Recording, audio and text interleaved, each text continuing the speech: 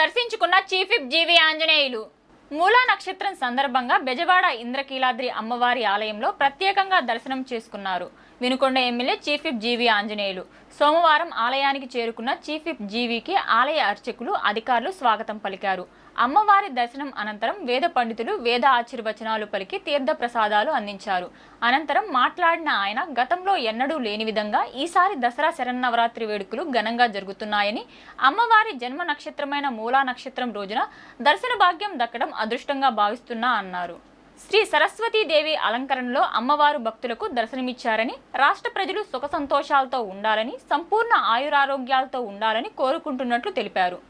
రాష్ట్ర ప్రభుత్వం తలపెట్టిన అభివృద్ధి యజ్ఞం నిర్విఘ్నంగా ముందుకు సాగాలని, పోలవరం, అమరావతి త్వరితగతిన పూర్తి కావాలని, పెట్టుబడులు, పరిశ్రమలతో యువతులకు పెద్ద ఎత్తున ఉపాధి, ఉద్యోగ అవకాశాలు లభించాలని అమ్మవారిని ఈ సందర్భంగా మొక్కుకున్నట్లు తెలిపారు.